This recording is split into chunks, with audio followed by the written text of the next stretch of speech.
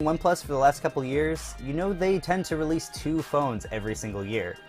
One comes out about halfway through the year as a numerical upgrade, and the other one comes out near the end, which takes the same phone and makes it a little bit better.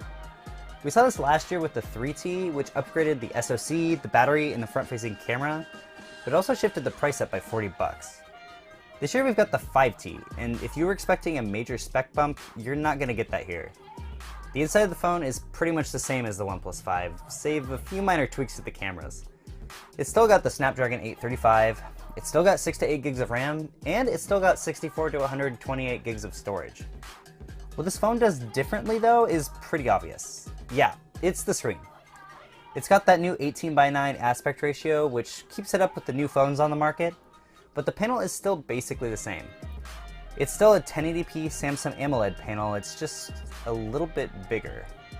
The battery capacity is the same too, with 3,300 mAh of juice, and OnePlus says you're gonna get the same battery life out of it, but I'm remaining pretty skeptical for now.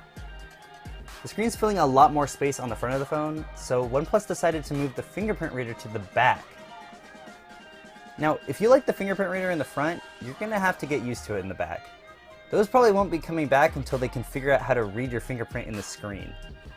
On the bright side though, OnePlus wanted to stress how fast this thing actually is.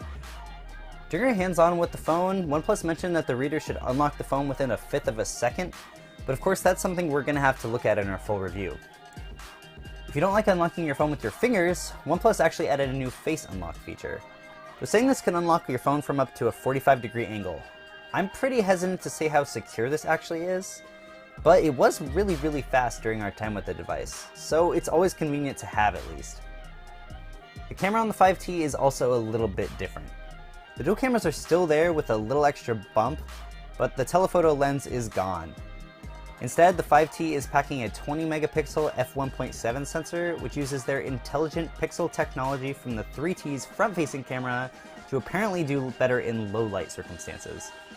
They said they swapped these out because users didn't really notice the difference between hardware and software zoom, but I'm not really buying that.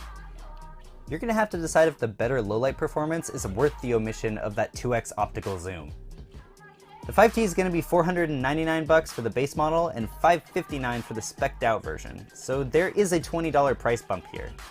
If you're waiting for the OnePlus 5 to come back in stock, there's really no reason not to go with the 5T. But if you were thinking of upgrading your OnePlus 5, you're probably going to want to save your money unless you've got to have that screen.